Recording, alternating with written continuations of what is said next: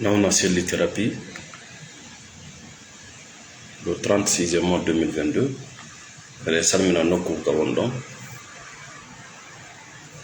siko dum rabbus samawati wal ardi mu yande kade ngara cendude joga e tobbe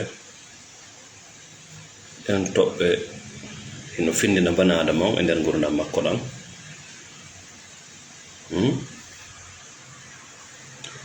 andu ko yidi ya finu ko Allah pet yidi ya finu parce que finugol ma mena say intérêt ji wobbe mena say hay intérêt biro ma hebbe mabbe c'est a fini, elle va se sentir menacée ko don hatti ko faala ya finu wo ko Allah subhanahu wa ta'ala ko warti min kanko ne gido ko dum wadi ko moƴƴi kon wota habbor yimbe ben parce que be jogaki ko Allah pet habborta ko moƴƴi ko kanko jogi ko moƴƴi sa faala ka jikke maden yo taju sa faala ka nisude sa faala ka yande déception faamu nde tobbere do hay goto faala ka jogite maden uddito si wona tagudo mam hay e goto ala intérêt fi yogito maden uddito hay e goto hatta yummama be ala intérêt si tay wona hulobe Allah be ala intérêt ko gite maden uddito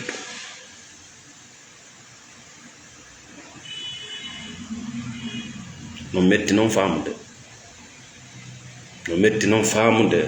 nde wonno ko yimbe noddade rewgo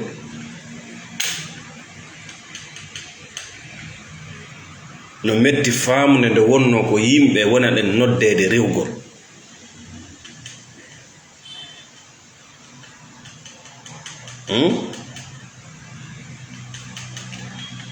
haray ko wiyete kon sattindiji sonjaaji ko gebal e nder gurdam bane adama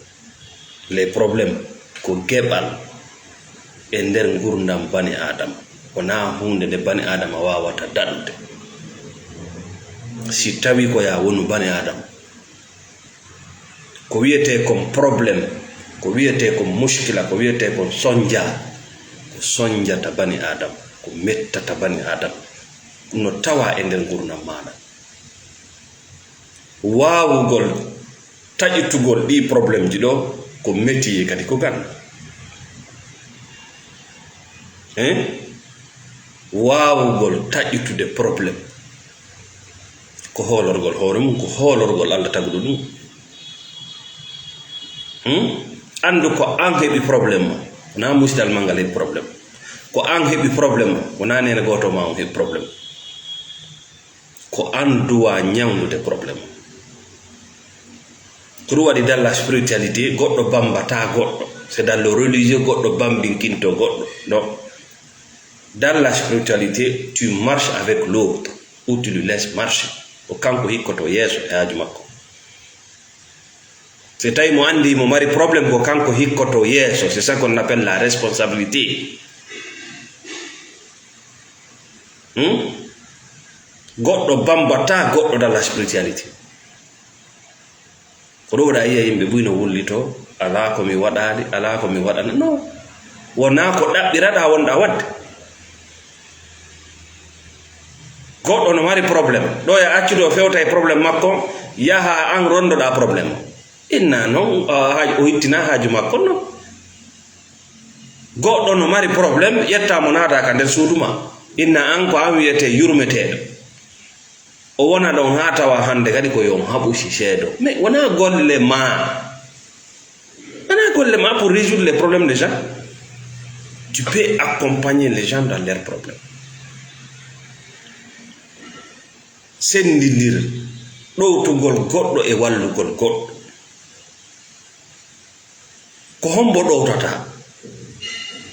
ko wiɗo ya ɗowtu sikki mo tawa e bara ko hombo wallata ko ɗaniɗo wallata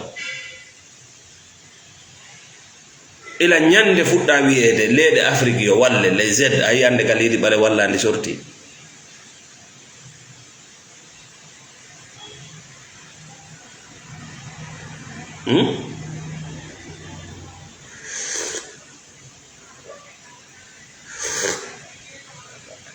garay ko wiyete ko problem wata waɗu ɗum waɗama wata innu an ɗum ɗo heɓatama a yiɗa yo ɗum ɗo heɓe a yiɗa yo ɗum ɗo yanu e hoore ma no wona e jungo ma woni ko Allah subhanahu wa ta'ala woni jeerde fiyake aduna o si o rewnima e albalaw kanko mo andi ko fi hon ɗum o rewnuma ɗo hay si tawi an a anda jaɓu ko waɗi kon waɗi sa tawi noon ko waɗi kon wona ko walanima hiɗa wawi fiinade kon ko waɗi ɗo a wa'ata dow wano on neɗɗo mo tawata ɗum rewani e hoore kono noon ko si a andi aduna on probléme ko geɓal kadi e nder gurdam aduna ko si a jaɓi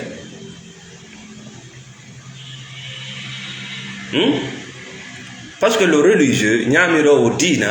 o hollete woni kanko probléme ko daɗeteɗi c'est à dire sa yani e probléme sike woni a wawal dandude hoore ma mais ko wonɗum waɗi kanko himo taɗi probléme ko parce que il n'est pas sur le terrain mi fillito religieux ko ñamirowo diina no comportorto noon sa ƴetti ɗum a sikka e an ko a huɗaɗo na kuddi jokkuma ko wonma heɓude kon hatta heɓamo ala woni ka tere o ala ka nder bara ko ɗum waɗi kanko ko woni golle makko ko ñaawugol andi mo rewali e hunde ka yiɗa wono ñaawa ko ñande hunde nde rewi hoore makko inna jaka hari ko ni wayi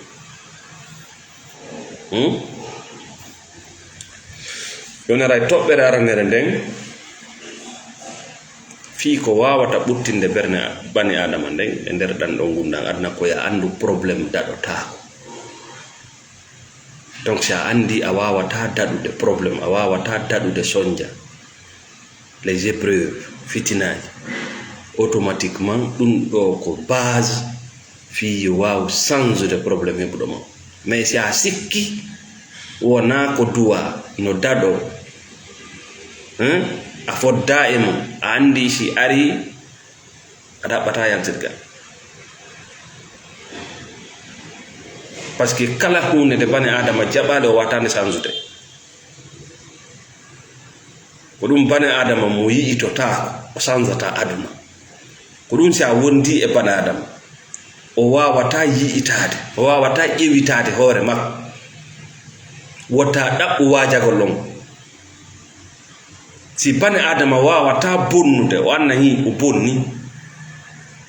wotta ɗaɓɓu e wajagol on na ko waaju nafata waaju ko hombo nafata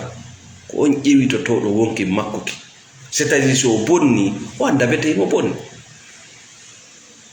ko ɗum waɗi sa yehi ka tribunal ji ma yehi ka yimɓe nanga bombe a tawa hiɓe uggini ko ɗum waɗi simo uggini ko ɓay mo hersi ko ɗum waɗi simo hersi koko kaani o golli ma koko kaani o toñira ɗum ɗon fof no change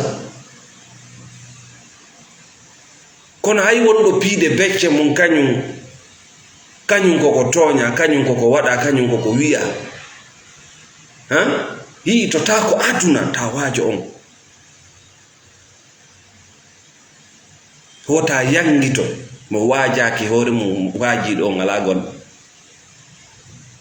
hay ka diina koya waajo si tawi neɗɗon no waajiti bete au moins 5%, c'est à dire mo reconnaît d'abord mo bonni tana ɗum ko zéro ko goɗɗo jewtata goɗɗo c'est zéro wonɗo fimde drogue wonɗo yarde beere wonɗo jeenude ɓe fof no andi koye bone woni ɓe metta waajade ɓe metta noddude laawol Allah ngol ɓe metta sansinde kono a ƴewn hooliɗo kañum daɗi kañum ko ɓii moƴƴo kañum ko waɗi o no hawri kañum ko tooñ non on ta jangito ko hayre woni yeeso ma ɗon rak ko granit resutiɗa il va jamais changer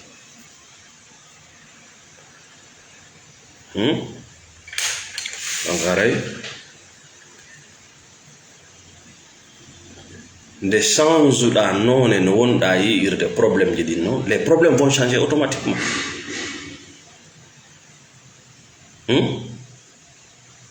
parce que si faljere ala gandal ala si faljere ala gandal ala ko e nder faljugol gandal yaltata espérance yaltata ko lutti kon ko photocopie ko nandintinagol neɗɗo mo waɗata erreur o nandintinto woni ko ɗum wiyete photocopie nandol laaro ça c'est zéro nandintinagol c'est pas waɗugol photocopie kaydi no satti satta ko jonnima ɗo feeji temedere wattedi photocopie satta mais mo innima miijoji woni nder ton ya jangude ya windu sifa majji ça va prendre du temps ya faamu d'abord ko woni nder kaydi ndin ko gollitira ko woni nder ton ko explica ko woni nder ça prend du temps mais argo to waɗa photocopie feƴƴa ça c'est pas difficile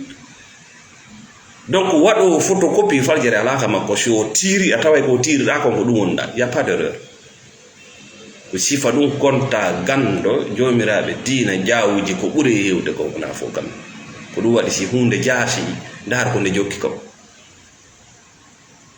goɗɗo jasirtani si a perdi ndar ko jokkuɗa ko wona dow Allah taguɗo ma on wayino Allah hino jogi magasin ji ɗi uddita si a wasiɗi ndar ko jokkuɗa ko si a lo'i ndar ko ɗum jokkuɗa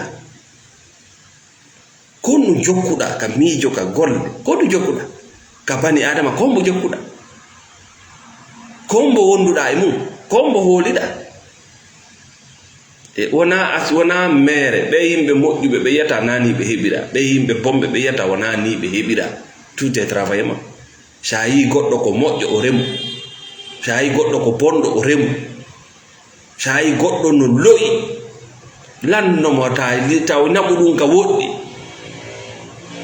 ko won ɗum o jokki sansi ko jokkuɗa angal non sansugol ko jokki ko ɗum addi on manque de responsabilité haka goɗɗo nana mo winna fi ñanne fi guere fi bile parce qu'il ne veut pas faire face à la réalité. Il ne veut pas faire face à la réalité. Andi nday ko namo kala suusi fewde nday torso namo kala suusi fewde a gonga ko non way tuma kala yiɗa bani adam o jaɓay gongaji fewtidimo ɗin anno sanza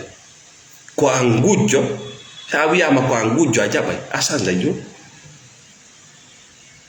ko a jeenowo sa wiyama jeenowo a jaɓay a sanza joni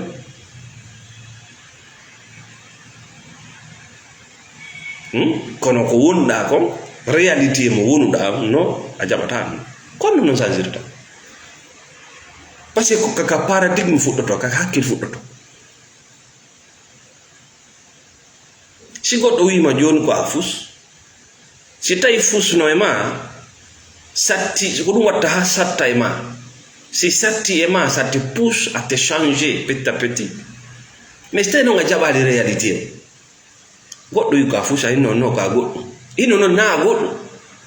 a yahayɗa joni kadi goɗɗo répétan ɗum men mo a yahayɗa kadi goɗɗo répétan ɗum men mo donc aray en wii wiyete comme problème ça fait partie de notre vie wota ɗaɓɓo wongol neɗɗo mo ala probléme mo heɓata probléme mo heɓata sattinde mo heɓata muskila no ta ɗaɓɓo wongol on neɗɗo ɗaɓɓo wongol neɗɗo wawɗo taƴitude ɗin probléme ji parce que ça fait partie de ta vie hiɗa wawi noon minimiser probléme ji mais wongol sans probléme non bimbi Allah wiyete ɗo tu aura un problème à résoudre sendidira kadi probléme ji ɗi wawata ñawdude ɗin e ɗi a wawata ñawdude ɗin ɗum ɗon kadi ko ɗuytugo ko ɗon minimise ko ɗuytugo probléme ji maɗa dolle maɗa sadi ñande o no wodi dongal fewdugal ndara dolle ɗe tawata ɗe ndeɗo pellet ko anje a wata sortade ɗa wataɗe lawade ƴettaɗen ɗo tawde ɗen fewtama tertoɗaɗe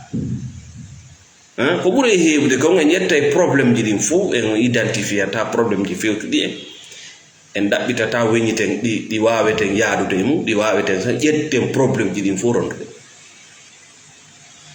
ko fewtu mawo ko fewta maw ko wawatawo ko a wawat ƴetta fop inna yahay a wallinay fus marsata donc aray ila hande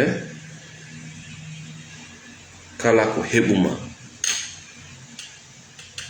immorde e ko a yiɗa e ko habba e ko sattinayma ɓernde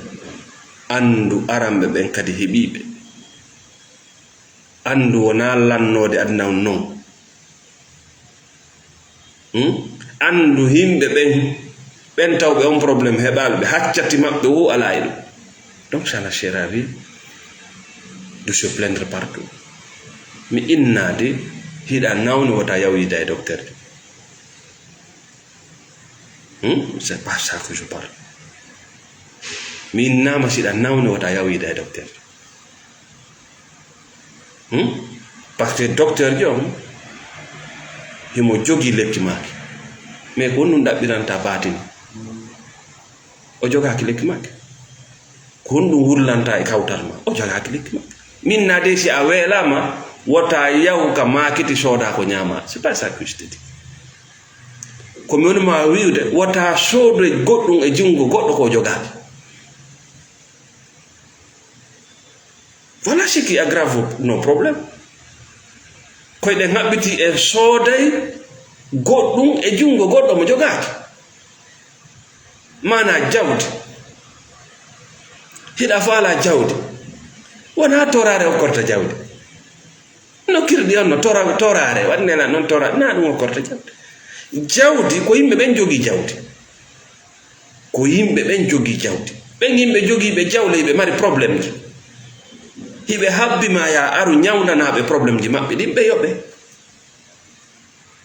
yaltinɗo paɗal koye fee ɗum o yaltini paɗal bana adama ar kaaliɗo ala paɗal ko goɗɗo jooɗi miijiti moodi oɗo no rukkude bireedi himo wullitaade o jooɗi o gollitiri hoore makko nden o ñawdi probléme mo ala paɗal ɓe yoɓi mo ñowɗo coñci on o ndaaru o tawi bana adama no ko duwa ɗum sur no hersiri ɓanndu mum ndun ni Allah ko wawani en ko addangol en hottollo e ko nanditi mais ño'angol en coñci na golle Allah ko bani adama jogi mbuuɗi na Allah jogi mbuuɗi haaju Allah e mbuuɗi haaju Allah e mbuuɗi ta kanko waɗa mbuuɗi on jogiiɗo mbuuɗi on ɗaɓɓiri on mbuuɗi sina ɗum ko ɗayni jogiiɗo mbuuɗi on yaw ɗaɓɓiramo mbuuɗi hara na toragol ma ko wattitigol himo mari probléme ila mari solution si weeti bimbiɗo joni a ƴetti jankum ma a ƴetti garawoy ma a naati ka quartier a tappi kon mo paɗe mum taƴi noddete joni faalaɗo sirde par ce que tu résous un problème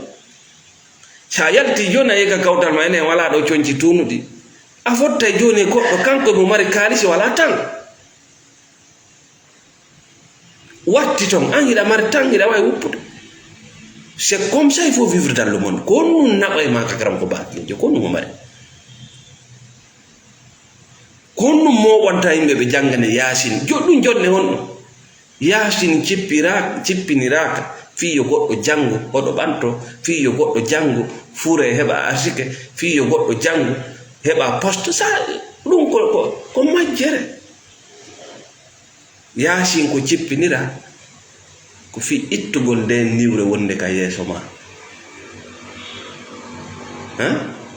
yasin yamirte woni ko moƴƴi haɗe ko ɓoɗi ko fop non fus ala yeeso addiraka fiya windo lootoɗa addiraka fiya moƴon no moccantoɗa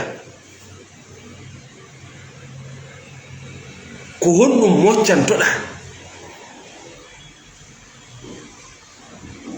ko honɗum lootantoɗa yasin est ce que ko ya golle yasin ce qu'on appelle la religion du mensonge tuma kala tampuɗa ko e fenade wonɗa Allah jogitaki mbuuɗi haji makko ala mbuuɗi waɗa mbuuɗi on ko nun torantama okkere mbuuɗi a anda on to mbuuɗi woni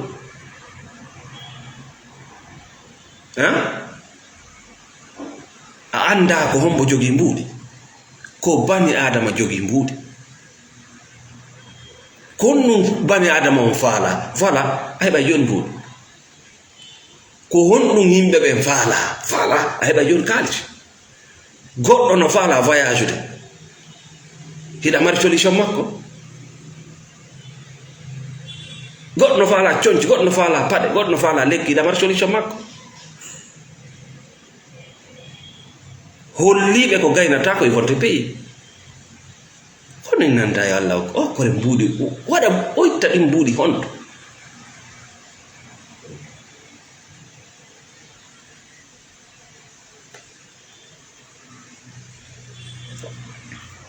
kono mo wanta yimɓe yo ƴakku nayi janga yasin hoɗo ɗum wantata hoɗo on jangi on ƴakkina yaafo haɓani onon goɗe cuurele on bantugol hoɗo suudu angal yimɓe ko ɗum on bantugol hoɗo hoɗo no barki ko singo heewi yimɓe ndaare makka hari hakke ko ɓe tampi ko kaaje ɗen ɓe ɓantata ɓe ɗaɓɓita ton ko ɓe ƴakka hakke ko ɓe sonji fi hon ɗum hari koye diina fenade woni ko sanamu ɓe rewata ono buye men wayi hande ko yimɓe ɓe rewata sanamu ko rewgol yimɓe ɓe tampi ha tawi si ɓe remi ko sanamu jeyi si ɓe ne'i ko sanamu jeyi ɓe tampi ha hay ndiyan Allah acci ɓe addango par ce que ko sanamu ɓe rewata ono buye men no wayi ko Allah kon ɗum no wallina to ko bani anama kon no towna ronda duga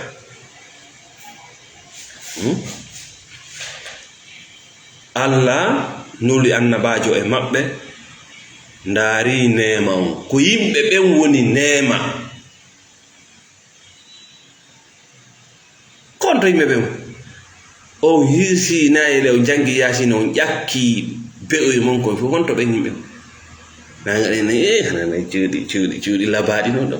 ɗaɗi yuru meɗen kusi yimɓe ɓen ɗuuɗi ka hoɗom arayɓe ɓen ɗuuɗi ɗum wiyete barki ko ɗum waɗi leyɗele finuɗe ɗen fof organisé no yimɓe arira ka leyɗele maɓɓe o touriste o investisseur ko ɗum woni jawdi ndaaro ɗo joni si pom boni e ko ɗum pom bona ɗon otoji ɗen ko arata gaara yimɓe ɓen ko arata retarda ɗon ndaaru jawdi ko heɓoto ndaaru ñaamiteji maɓɓe ɗin ko soodete ko bani adama woni kaalis enen ko ɗum ƴetta hayfina hoyna jaasina wayla waɗa lampu gerdo raɗete ɗum sa'e toñete ware so ko ɗum jaasi ka men ko fi banadama hayfina ka men si a teddini Allah a teddinali ko tagi kon ko ɗum e nafigan kako non a teddini Allah sa fotti e banadama a jaasina fi makko sa fotti e kularu a warayno sa fotti e leggal a soppay ngal sunnangal sa fotti e cangol a ɓeɓinayi ko honɗum e diina men daj ko diina ko nafigan kako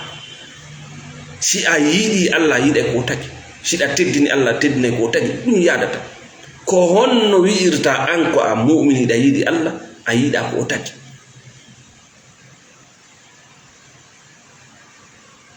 siɗa yiɗi ko Allah tagi kon a wona ñawdowo probléme ji yimɓe ɓe hoɗo mon ngo ngala ndiyan laaɓuɗan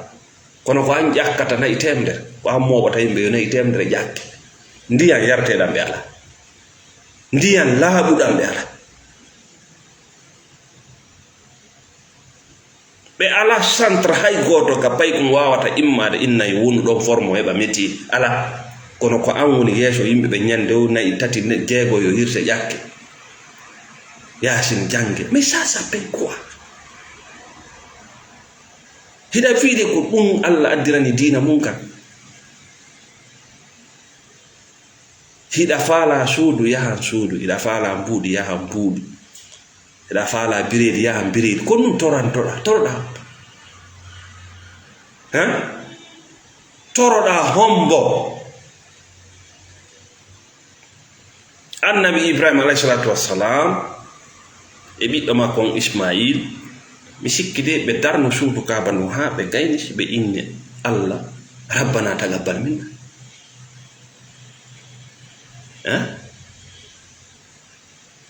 enen ko yen duwo walda e gollugol yalla ɓurti leydi yalla ɓurti ɓutta yalla ɓanto sukaɓe ɓen yalla karɓe jawte il faut lanni yawde duwagol ko alda e gollal ngol konko woni du'ade ɗon no wawi wattorogol Allah yo artir mayɗo no wawi habbagol fokkutuɗo e avion ya e gare voiture mais tu trompes yalla waddi ndewgal ngal yalla yittu nde nawnatata ka dewgal ma gollata ko gollete ko eɗa sukude ko karam ko baati gollata ɗum ka cellal ma ko wiya kon ya accu iɗa andi ko jabet jokkuma ko wiyaɗa kon ya accu ɗi puuti o jooɗagol nokku gootu ñamugol nebbele a wiya ko wiya ko ñawinay ma ko yiɗa jokki ɗum yalna hey siɗa faala mbuuɗi il faut résoudre un problème si tu ne résous pas un problème tu es un escroc économique ko yimɓe wonɗa waylde waɗa lampe garto heɗa faala e hoɗo mongon ɓanto mawɓe e jawle jason boyli mawɓe e jawle watton ponji mawɓe e jawle formon pay koye monkoye mawɓe e jawle organisation no golliro yimɓe mon ɓe garta kala leydi ndi gollata aada maɓɓe on yahay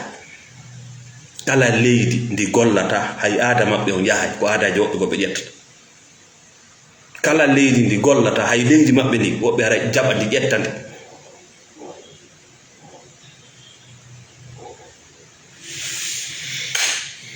donc ko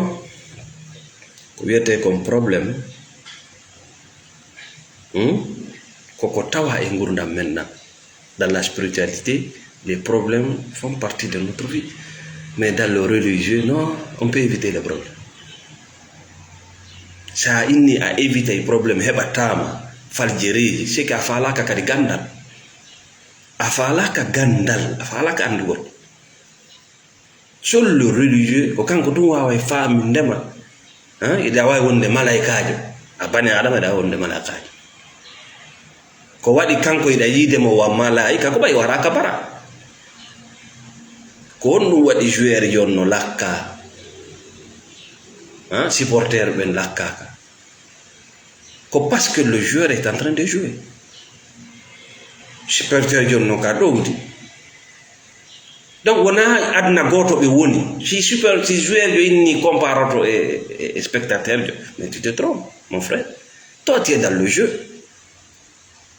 tu es sur le terrain an ina andi mbuuɗi ko yimɓe ɓen jogui mbuuɗi il faut résoudre un problème ɗum waɗa siɗa finde dawa yade ces religieux koye 12 heures ɓe immoto donc ko dartomo ñaaw c'est tout kon golle makko ko ñaawugol ko ɗum yawmal qiyama buyi makko sumnoyte par ce que ñaawugol ko golle Allah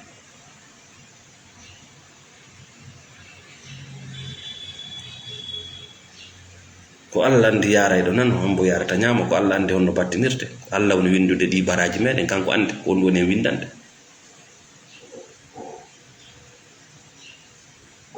merci Thierno Sadou Adja Aissatou Sow donc haren wi les problèmes ko taƴitete no wullitotoɗa mi innima hay nene ma yiiɗa yaafin no metti noon haalde na noon wonde hiɓe añuma mais finalement ngal c'est menaçant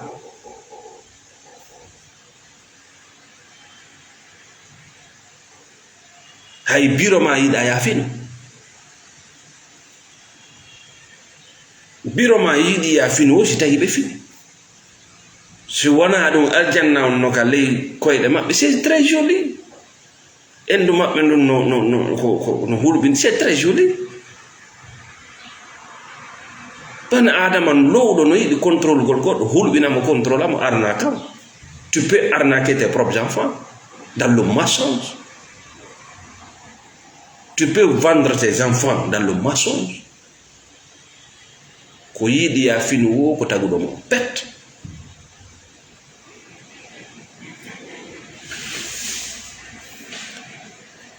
Non non, il y a nous sommes tu es dans un problème qui te fatigue. Ça te fatigue, mais toujours tu es dans ces mêmes bêtises, ces mêmes conneries.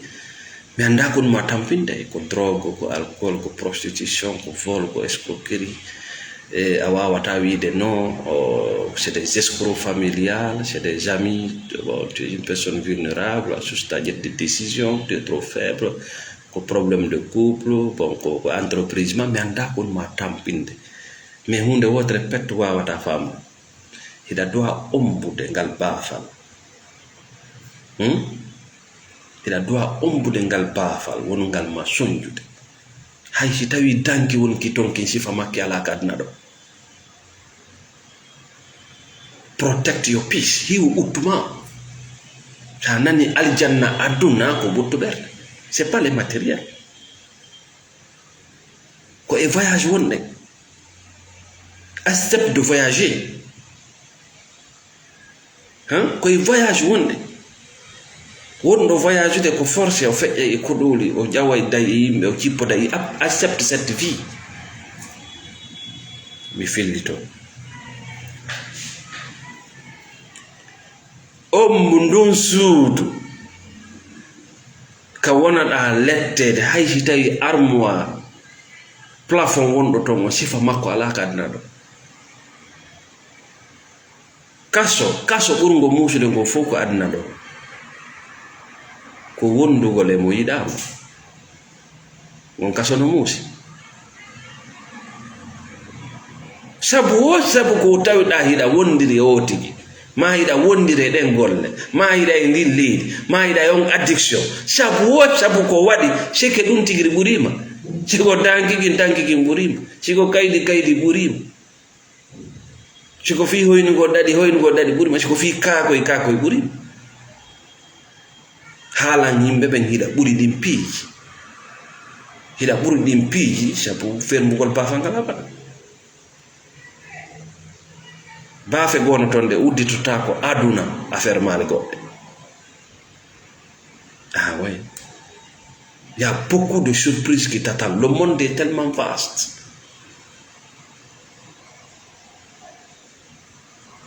Mais ça holli alla joyre o andinte kanko haaju makko ala e ma Allah ko non sa holli alla joyre o andinte haaju makko ala e ma sa holori alla tawakkal o andinte ko jogi ko na ko lannata. Il faut être authentique. Hida tampi ka tampa way mi da tampi. Deux options awata muñaade tampere nden on baba fangal yaa ida wawi muñaade tampere nden on ba hunduko ma kon be sae mais wullita kongol men jabata no hino ñam noy wo koy kullu sa jonni kullu ñamete kundara yo sino ñamo ku ñamo si ñamata ko wiye ko bani adama jonnata ñamete o ndara ñamete o ñamata ko ayna fi akira fi nene fi baba fi kammo fi leydi fi fedde fi fonfoy o ñama o da riendo musila mi anda foi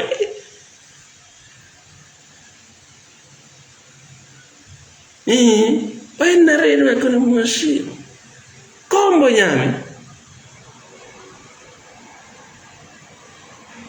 ayna kampo ñami ayna ala kami wawi sala ko waw kono wultantara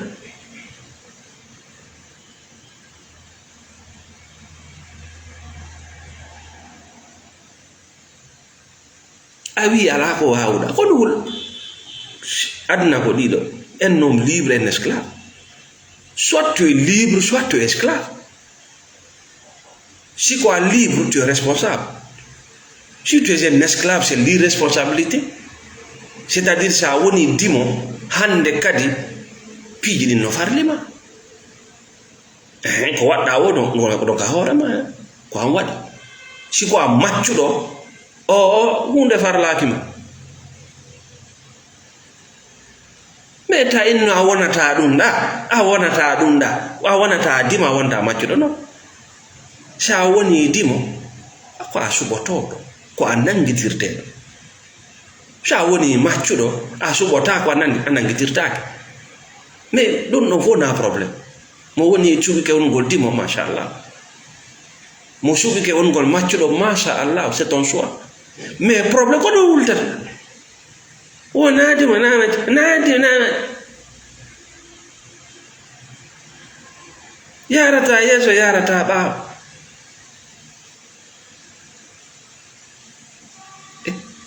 ndaaru aduna on si wona ñalorma ko jemma waɗi hiɗo ɗi ko amma hiɗa wuri mamayi mais na jemma na ñalarma ka kammu ma ka leydi wona kammu nade misasa hay ka dina no hulɓini ha julu wajji hay jogo geesu gotum ɓuttina a suɓike wongol dimo a suɓoto gurdanɗa faalaɗa ɗan a nangitirte noon e ɗinin suɓandeji ma c'est à dire chaque choix tu es libre de faire le choix mais tu n'es pas libre de ses conséquences oui c'est à dire ɗo joni simi yeehi ka makiti komi libre komin andi simi sooda e téléphone ka boutique ɓe jonnala rechi e simi yaha e Bordeaux mi sooda téléphone marché noir kono noon choix momi waɗi wo no mari battane on mi suuɗota ko on ɗo simi yehi mi soodi téléphone ka boutique ɓe jonni la rechi je dors c'est un bon choix simi yehi Bordeaux mi soodi téléphone mafia téléphone mi anda ka iwi si DPJ noddi la poursuivi la ɓe min nana o naga kami geraɗa ambo germa wonu dimo suɓoɗa et tu assumes les conséquences ma wonu maccuɗo ɗon suɓagol alanama y a pas de conséquences innana onana sachez que konne gurdana dimo ala probléme maccuɗo ala probléme ko wiiɗo yahay ga ko on mari probléme sa woni maccuɗo ko adinteɗo oy ndama maccuɗo ɓengu makko dimo makko no warta ƴetta ɓengu makko waɗamo ɓengu ƴetta ɓiɗɗo makko waɗamo ɓengu parce que n'est pas libre si o gayniti e makko mo wawi naɓdemo ka daral o yeeye o ñama mbuɗiɗi ya aucun probléme mais sa inni a wona e dimo suɓotoɗo tu acceptes aussi les conséquences kono na leydi na kammo na waɗe na foin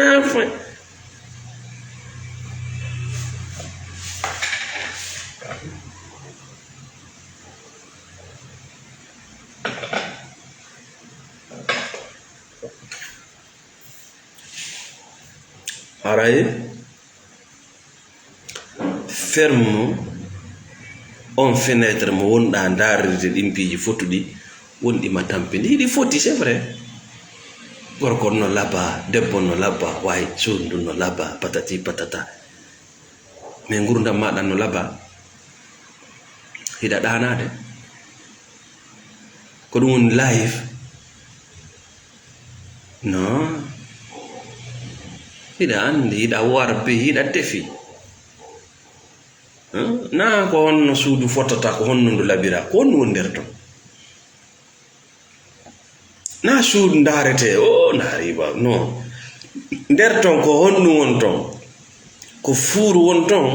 ka ko fleur won ton c'est la différence ɓaw men ɓen buy ɓawo ɗo hari koye cuuɗi huɗo woni huɗo gono ton ko tente fulu c'est joli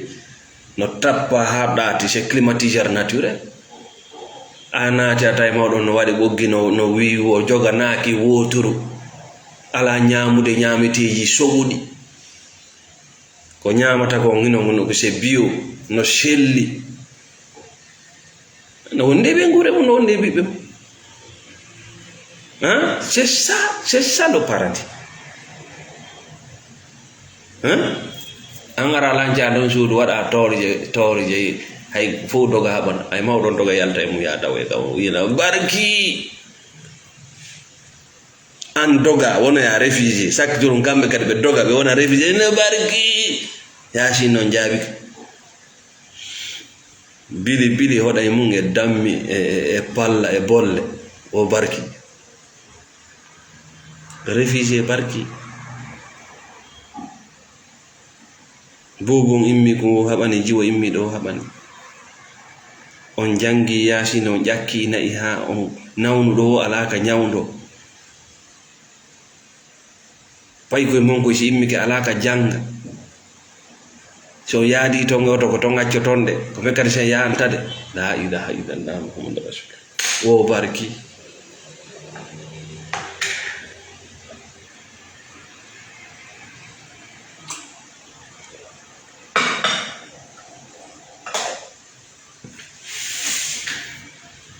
aray ombu on entreprise ombu den golle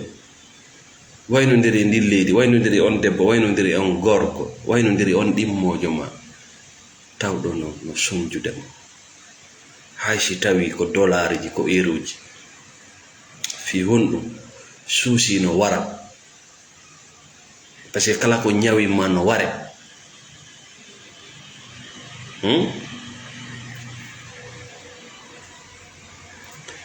konno non anditirta dambude duade on bede de merci Lewis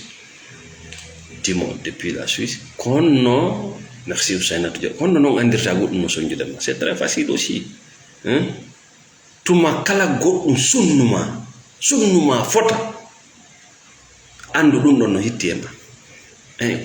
voilà si goddo haali yewtere dum sunnima andu haal don no hittema ma ko haali fi mun ko no hittema si goddo golli golla ngal sunnima c'est que tu valorises c'est que tu as de la valeur pour cette personne ou pour cette chose itti on valeur ndara hande kadi si quelque chose va te fatiguer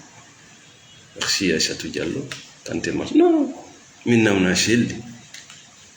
wobbe kambanino la nga kundule mabbe den boylike parce que mi anda he be woda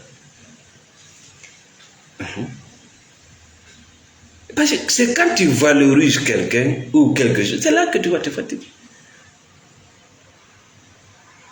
anani godo no kambane ko am valoriser mo ko ya famade bengan no nyaadi ne ko be ko bemma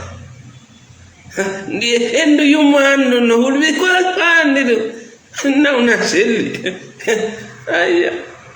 mane me ganda no nyaadi parce que me ganda no woda c'est là le problème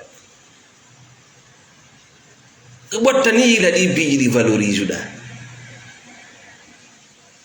tuma kala goddum sunnuma wartanila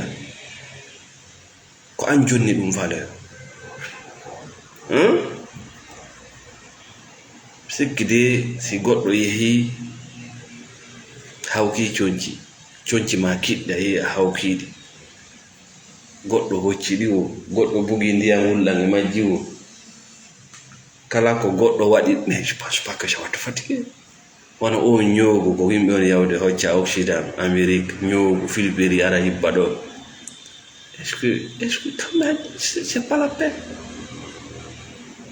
parce que ko nyogo voilà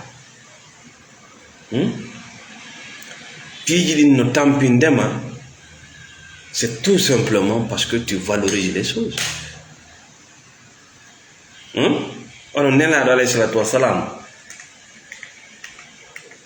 ɓe ɗuuɗata monago c'est très difficile mais tuma kala yiɗaɓe monike andu wahyu on yeddama ma goɗɗo memi wahyu ko woni cippade kon goɗɗo dartike wota yimɓe ɓen nanine wako men kon hande jadi goɗɗo no konti yimɓe ɓen ko kanko jeyɓe ko kanko andi ko honɗum ɓe duwa jentade kamen ɗo fayda ko non woniragoy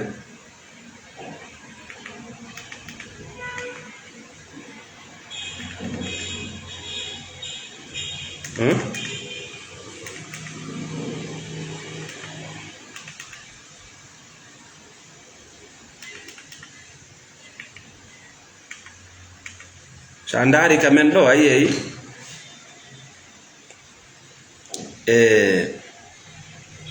goɗɗo no immi yeeyi e hoɗo mo faala informe de yimɓe diina makko kam ma idéologie makko ma ko hooli ko malgré que sariyaji men ɗin no autorise bana adama no mari droit miijitago no mari droit suɓagol allah mo o faala ɓe a taway goɗɗo no de jooɗiɗa imo konti yimɓe ɓen ko dammi makko kanko andi ko huɗo honɗum ɗi ñamata anayi woynano minen ɗo hunde kaari yewtetake ɗo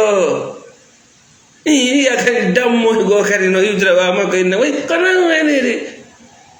ara noon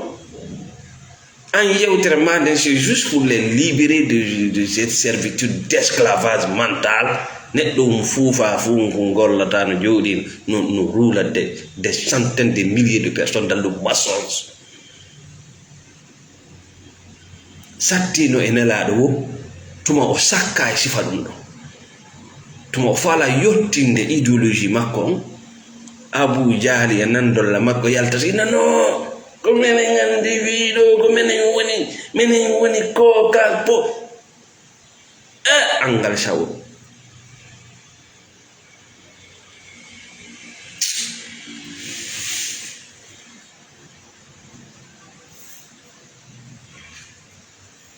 no haray tuma kala goɗɗo waɗi goɗɗum ma yewti goɗɗum ma goɗɗum waɗi satti e ma parce que tu valorises cette chose patron ma inna bon on t'a licencié kono waɗi sino sattudema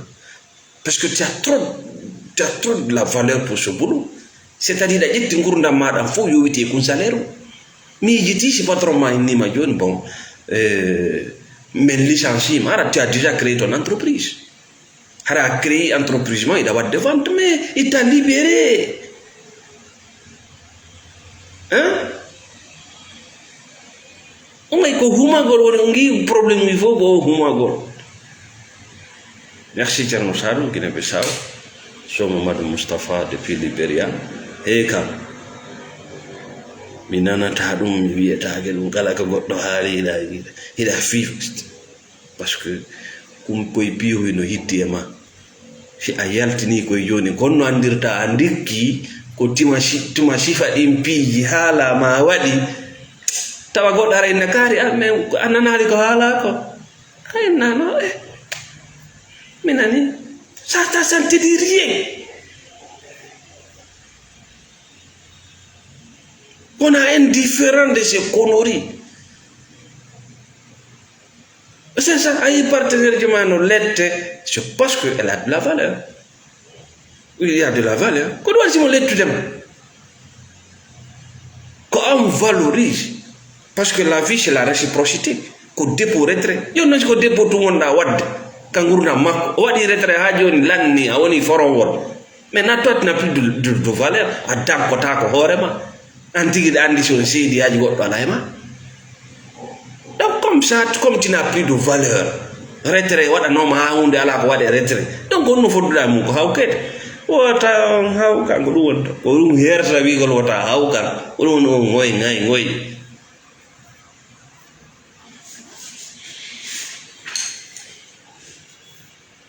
ɗimmun ɗum ɓeltrigal ɗimmun ɗum ɓeltrigal e probléme ji ɗimmun ɗum be selective sugu hareji maɗi protect your time yiwu sayiji maɗi parce que hare ça demande du temps et de l'argent hay yeddotirgol e goɗɗo no landi tan e cawti yeddotirgol to e goɗɗo ko gonga na gonga ko gonga na gonga mena mari ɗum fof c'est sugu hareji maɗi carburant mo jogiɗa on ta dogummo e laawol o laawol sugu hareji maɗi wona ko nodduma inde kon fof duwaɗa notade ona ka noddaɗa o duwaɗa notade na nodduɗoma o duwaɗa no kono hiɗa mari tokoraɓe buy kenen accu woɓɓe go noto nawna selli be selective, protect your time, protect your peace. Jokku hajuma daro islam indi ko honɗum labbini diina goɗɗo ko labbini diina julɗo ko nde wonata himo jokki laawol makko, himo jokki ciifu makko. Baw sa ndaari culture ji ko ɗum banatama si gisa maɗa wuttaki fa souffrir. Aadaji aduna on no serti. Sa ƴetti aada occident ma asiatique a ƴetti aada Afrique, surtout Afrique de l'Ouest ma les pays Moyen-Orient arabe, a tawi aadaji ɗin c'est complètement opposé. Aadaji ɗin wono occident et quelques pays asiatiques a taway ko distance woni respect, distance ɓottitago accana yimɓe ɓen loore kaɓe foofa. Ko ɗum woni teddungal quoi. Ko ɗaɗu tayde goɗɗo no yiwro, goɗɗo ma no tefa fi, goɗɗo ma no lando fi goɗɗo. A yiyata goɗɗo no ƴetta ɓengure mum yayowa e ɓengure goɗɗo. A yiyata goɗɗo no inna goɗɗo no ko ɗum ɗo duwaɗa nanude, ko ɗum ɗo woni a duwaga nanude, ko ni fofirta, ko ni tit no sa kamɓe ɓe anda ɗum. Donc kamɓe ɓe waɗa distance. Bon sa ndaari aadaji enen africain tentini West Africa Moyen-Orient arabe o seeɗa, a taway enen aadaji men ni ko ni distance ala. En hawtay ñaamen min nano boni, en hawtay c'est-à-dire hay ko duwaka ukkidirte.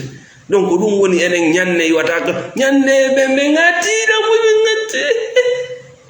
aw distance ala ko ne a ƴetti yimɓe joni ka wono ka gasoji ka yimɓe sappo duwa wonde a naati ɗon temedere, mais des gens vont se plaindre. Déjà patta wullito ɗo ngatiran gombona maɗa ñande fus jokkam ko aada on. Ko ɗum waɗi sa iwi ɗo a jindi seeɗa on a sikka ɓe no ɓewi ɓe moƴa ɓe jokka en no nano. Kamɓe respect c'est la distance. Accay goɗɗo landoma goɗɗum, accay goɗɗo landoma goɗɗum, arta ukkoɗa e goɗɗo. Si goɗɗo kadi jabakima wona kamɓe ɗum na probléme, c'est son droit. Si goɗɗo wallalma c'est son droit, goɗɗo wernalma c'est son droit. Enen non wona ɗum ko yuppe wancine yuppe ko ɗum mo yiɗa wono haaja. Mo kala no jooɗi no ño'a o yatu kon waɗi hiɗo ño'indirde on ɓattondir. A nani goɗɗo ƴettete ño'e on ɓattondir, o ando fiima on ñaamita e woni no wiiran no waɗira naatiri nane ɓeyde jabaari naati ɗum buyka yiite naatoyta. Par ce que neɗɗo si jokkali ko jokki ɗum ko yiite wonɗa ya. Kala neɗɗo tawɗo no jokki ko jokki ɗum ko ɓuri ko yaha aljanna, o wuura e kadnagal janna o ma yaha aljanna bisimillahi. Par ce que o rondaki bakkatuji yimɓe añande hay ley nooki yimɓe ɓe ɓe andi ko woni ton.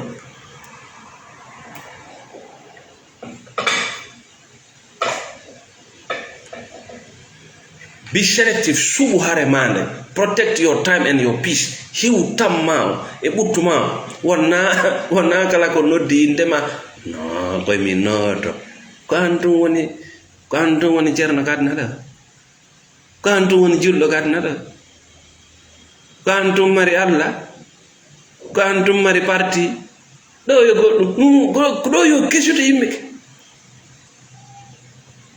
kala ko kesuti kañum ko kañum wi'a, ko kañum nodda. Ko min gon mbaridade wona ko yewte kam min aduna. Emba Allah no yaajini ni leydi, emba Allah no towni ngu kam fi ɗum fof ko fiye heƴu, mais ko honno heƴirten, ko honno heƴirten. Y a pas d'espace, y a pas de distance. Quand tu veux créer la distance, ko ñanne ko bondo jokka en ɗan ko pototi ko patata a jokki ɓe ngo amortini ɓe ɗan a natiri ɗa wujjila jawdi ko ɗum wokkindiri o, ko ɗum wokkindiri o, ko ɗum wokkindiri o. Waɗu distance ko nene ɓanaɓi lambo ɗi gatiri lambo Allahu akbar. O kala ko andi kon tampini ɗum nafi ɗum. wana kala ka indema nodda ko an nodda, wana kala ka politique haala ko fima wana haalede, ko onne tuma anduɗa politique on tuma naɗa politique. Woɓɓe anda hiɗa wooda, woɓɓe anda hiɗa wooda, hay carte ka wonɗa ɗon goɗɗo anda hiɗa wooda. Bi sélectif suɓu hare mande, woɓɓe anda hiɗa wooda. Quartier ka wonɗa ɗo goɗɗo anda hiɗa ɗo. Kono kala ko kesiti ko an wi'a, ko an ɓarida.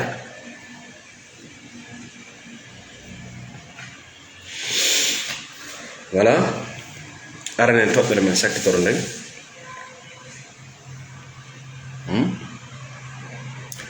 Haray en wi'i ko arande laawol a daɗata probléme,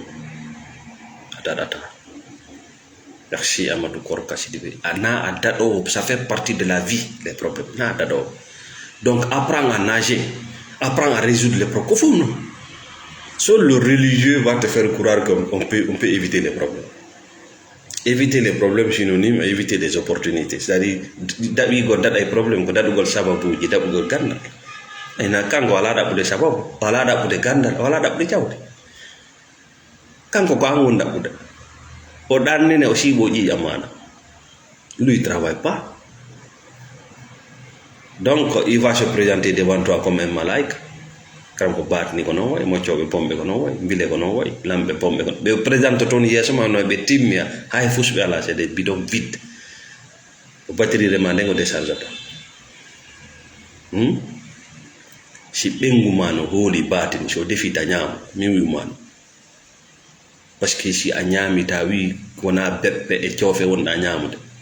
si a andimo yahay laaɓanima na de miɗa sikki mi nani laaɓanima sererererede foddehimo e mum wota ñaama, min nata de ya accutumo, mais mi siko min moi je vais me débarrasser. Si gorko ma no wujade ɗum ɗin piiji coofe ɗum, débarrasse-toi de lui vite. So wona ɗum il va te détruire. O ñamminde sandisi ji beppe e coofe sikke wala ɗo. Ɓe beppay ɓe yorna ɓe ñamminam, ɓe batini ɓe suti ɗo, ala ko ɓe waɗata, ɓe coofay ɓe lowto ɗo. O taw sikku noon ko ɓe woni waɗirde ɗum, ça fait c'est-à-dire kala mo ñaamuɗa beppe mum, kala mo ñaamuɗa tuutade mum, kala mo ñaamuɗa bawle mum, o heɓa mirin yeeso ma. C'est naturel, hein? Je te dis c'est naturel. Ndaro kulloy koy atto koy yidude koya kulloy koy pooɗay gaz coofe koya kulloy taw pour se charger. Ça crée de l'amour, de la connexion, c'est naturel. No way sa hawtidi e goɗɗo on ñaami ko piiji ɗiɗi, ko amma yurmede wona hakkunde mum ma ngaymu, fof kaka ñaamugol ɗon. Ka ñaamugol ɗon wono tewoy ko wonata ɗon ma no ñaamirton non, no wawi addude amour. Si tawi ɗa ñaamude ɓeɗo hakke mum ma kum, ala mo toñude ka ñaamugol no adda gigol hakkude mo yumɓe. Si tawi ka ñaamugol mum hiɗa toyi no adda ngaymu, ha sidan ka ko hulɓini ko jimoɗa ko on to iwi. Donc on connexion naturel organe ɗon wona sama kala. Sa yi batinijo no hendo goɗɗo ruulamo kanko e gandal makko, kanko e galonji makko, ruulamo ha o ruulo, frappa mo ha yono accitaɗa, kanko e gandal diplôme ji makko tappa mo ha o ɗaata, ɓorta mo ha o laaɓa, filma mo kadi hulɓinamo.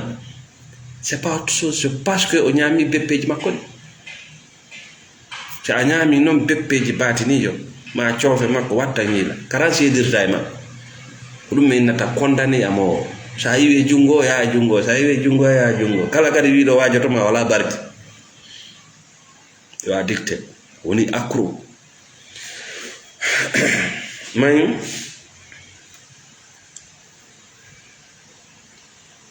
joni noon si tawi neɗɗo on o ekkitaki ñawdugol probléme, o ekkitaki ñawgo tiyade probléme, neydi ndi buy ne'iraɗen ndi so tawi ko ɗum jogiɗa an ko a moƴƴo ɓi moƴƴo mo bonna huula, si tawi ko ɗum ne'iraɗa watta ngiila. Haray an on ko bone goto pet woni si yani e ma, c'est terminé, a mortoto kisan yana e addiction. An ko bone goto pet, misal wono mayde mo habbaki mañire, yana kisang addiction ma golle ma bona ma gido ma doge anye fi goddo go ma perdi angon ayana kisang addiction c'est-à-dire ayana e goddum ko tawata moƴƴanama drogue beere ndargol porno amugol harayata golle en tout cas do yana joni dépression ayana joni piiji tawdi mim goldi moƴƴana adna ma wa akira ma parce que ko dum don soulagement tu vas perdre le repère parce que ka arande lawol ya un religieux qui t'a dit way nene ma no moƴƴi go barke naado tatti do pas souffrir be ma to nyaale gadda Allah ko moƴƴa am moƴƴa te ko moƴƴi tan fatta e non ya non la vie n'a jamais fonctionné comme ça. La vie n'a jamais fonctionné comme ça. Ça a typiqué d'avoir des box, il a habbi, yo goddo jodnane ka gite biya. Adna no wa ring box. Kon si be tappi ma kada yimmoda. Ona dum men ngandi mi tonya ga demiya kare ko no ngadna way. Goddo jodinante ka mija. Tu achètes encore jangwa jodina nay goddo c'est comme ça tu frappes on te frappe mais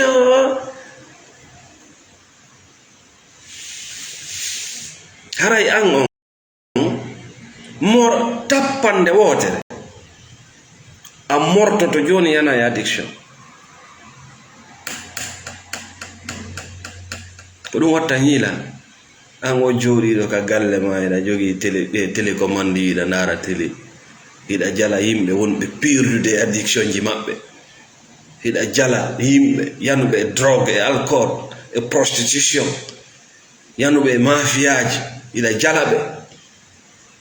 jango anda sa yana time parce que nderma on ko termus anda jango qu'est-ce qui va t'arriver nani go no inna bindum do hebatala mo burda yidude mo burda hiidude no jamfuma on non sa andi no ko arata sa pata fatike jawdi ndi burda holorde da waynondire majji jango bimbi tu peux te retrouver en prison mais si tawi da jogino o ko wiyete lo self confidence tawakkala non ça ne te dit rien ça ne te dit rien afino to ko fino da ko yarta mais ja andano fiido ida mortade nata e yer le mi davi ami après tu te retrouves en train de faire des conneries partout andi non drogue e bere piiji di banada ma suttata di visi nanat gongol o yalti gongol o ta nato mocce winde naton dabba ko an fuɗɗi ɗum seeɗa ko an kadi waynondirta e mum seeɗa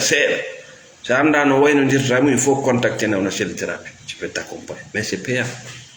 piiji ɗin fou changeata jamma goto il y a des étapes à respecter mais une seule décision suffit pour changer une seule décision mais waynondirgo mum ça c'est des étapes na fiya wi mi fimata a suuɗoto ya pooɗa mi jeenata hande kada mi non na non na on gurdan copie na wi go mi waynodiri e batini mi ya non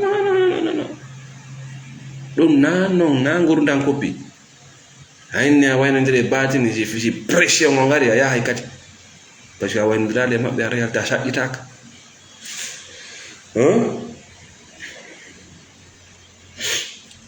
habbagol fiyo piiji ɗin sanzu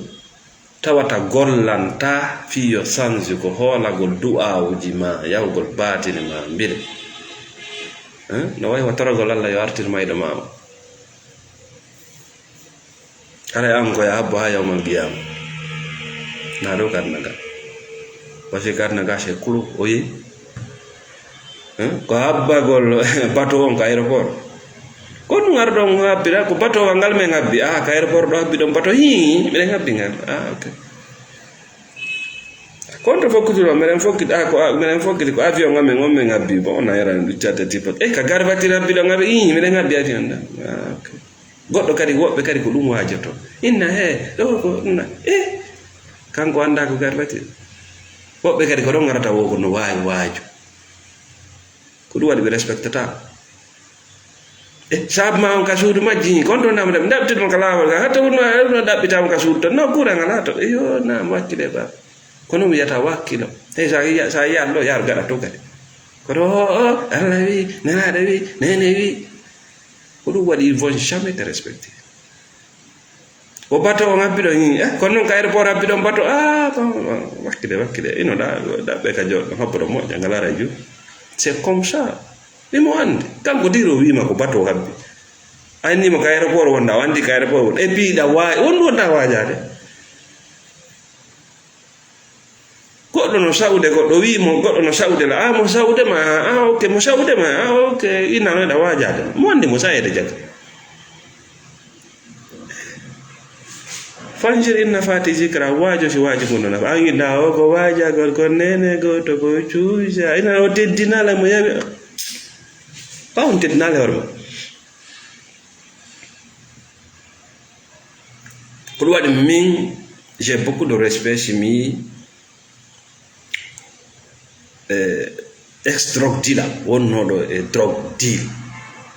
si mi yimo yalta e mum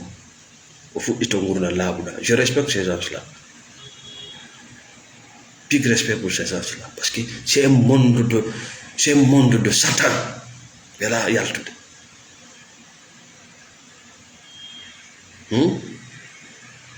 quand je vois un ancien dealer e gurdam kesa des grands ex-escrocs des escrocs qui se transforment fuɗɗo darde ko laa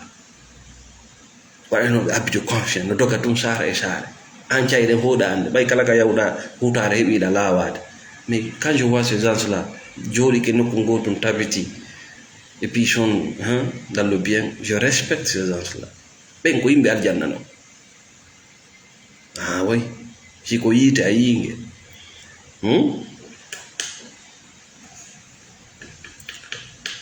wonnoɗo e addiction n'importe quelle kala ko tawata wonki make woni akro a wawata yalta simi yi on neɗɗo no yalti e ɗum drogue ko beere nguya je respecte ces gens là a woɗɗa aljanna tu es tout près du paradis tu es un vrai héros parce que tu es authentique na a copie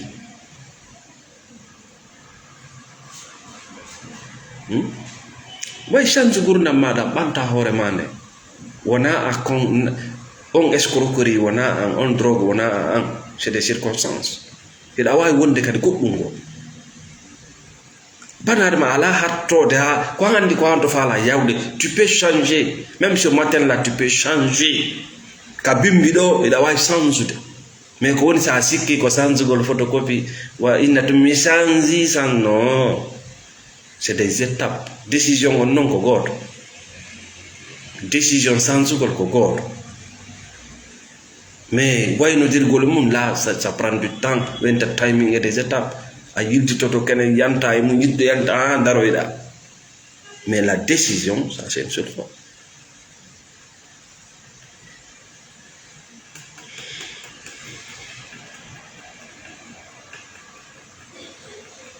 way moƴƴitugol no foti yirditagol moƴƴita no foti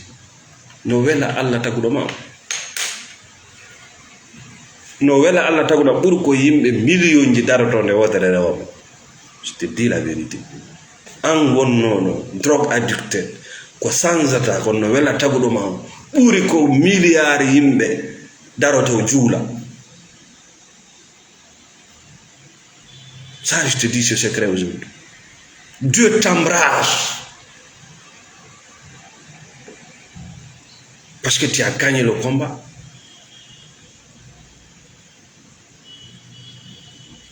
Donc alannode yewtere ɓen eɗen salmina kala ɓe jentode oɗo page ɓe gandintina o mene weltani kala wonɓe sutende oɗo page nokku ka woni ɗon sa faami ko wiyete kon la spiritualité ara hande kadi a wattana yiila ko honto invitaɗa a wattana yiila ko hombo wonɗa noddude walama noddutude par ce que aray a fini a wattana yiila ko hombo wonma hulɓinirde yiite jahannama ma hombo wonma hulɓinirde endu mundu ma ko hombo wonma hulɓinirde ko wiyete kulti aray guite ma ɗe muɗitike a wattana yiila ko hombe tawata no yewtude naata tumbe fanka parce que ko fima wona haalede ta tawi be no haalde a yewti tumbe fanki watta ngi ta jodo do a wattana yila bembe be gonbe ma be alama teddinde tari be dabbirma teddungal ko kambe be alama wadande be shukkude ara teddungal ko anduwabe jonnude a wattana sifa ben himbe ces escrocs familiales sikkube kambe teddungal kambe fodde mo toi tu ne mérites rien. Chacun a sa place dans la vie. Chacun joue un rôle. Kala sikkudo il est indispensable andi mo da woda no atto yidude andi mo kadi da way wode da société.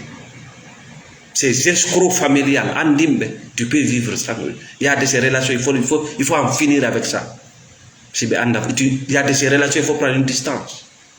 Ça va à distance ils vont jamais te respecter. No woti wobbe ko dabeji laabul. Ils n'ont aucun respect pour un être humain. Be sikkude kambe fodde teddinede teddungal toretake kiggol toretake. C'est la réciprocité ko nabuda ko woni artude mo teddina wo teddinde mo yawida wo yawete sona huda donc a watna yila idin piji a watna yila ben tawbe noddata ma sona tuma haaju mabbe yani e ko woni kon ka jifama daksi alfa ben tawbe noddata sona tuma haaju mabbe yani ko woni kon ka jifama ma tamma watta yila kadi sifa ben min ruwete nyanne tam mabbe on c'est pas pour toi jawdi mabbe ni c'est pas pour toi mais tamma on e jawdi mani ko sendo toydum ko duwete nyanne fara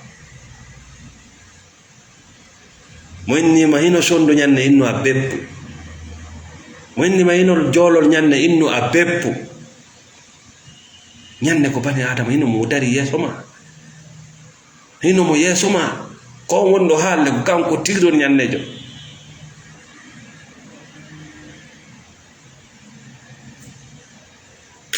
Non, on a chez les thérapies. Merci Dimon Suisse. Merci pour le soutien. Merci Kalon Sport de Europage. Merci Tierno Diallo. Merci Bam Mamadou, New York. Merci Dianab Sidi. Merci Outram Belgique. Merci Fatmata Baldé. Merci à tout le monde. Merci. Salam alaikum.